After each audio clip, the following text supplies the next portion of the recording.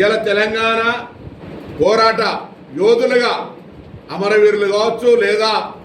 పూర్తి స్థాయిగా ఇబ్బంది పడ్డటువంటి వాళ్ళు, కేసులు ఇతరత్ర ఉన్నటువంటి వాళ్ళను గుర్తించి గౌరవించాలి, గుర్తింపు ఇవ్వాలని ఒకవైపు తెలంగాణ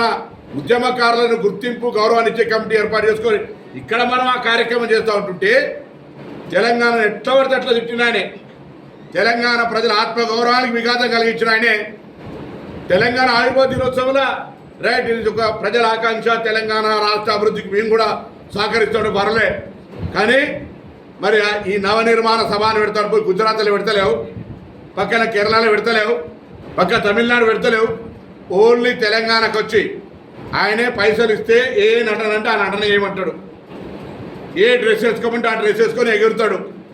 ఇక్కడికి వచ్చి భారతీయ జనతా పార్టీ డైరెక్షన్లు ఈ డ్రెస్ వేసుకొని ఎగురుతుండు. తెలంగాణ వైషమ్యాలు సృష్టించాలి, రాజకీయమైనటువంటి విమర్శపూరితంగా మాట్లాడాలి. రైట్, నువ్వేమైనా పెట్టుకోవా, ఇది డెమోక్రటిక్ కంట్రీ, కానీ నా గుండెల మీద దాన్ని, నా తెలంగాణ ప్రజల ఆత్మగౌరవాన్ని గాయం కలిగించేటువంటి కోనసీమ కొబ్బరి చెట్లు తెలంగాణ వాళ్ళ కళ్ళతోటి మాడిపోయినాయి అంటే, లేదా తెలంగాణ ఏర్పడితే 11 రోజులు అన్నం తినలేదు బాధపడ్డా అన్నటువంటి వాడు ఇక్కడికి వస్తే మాట్లాడే ముందు దానికి జవాబు చెప్పాల్సిందిగా నేను డిమాండ్ చేస్తాను.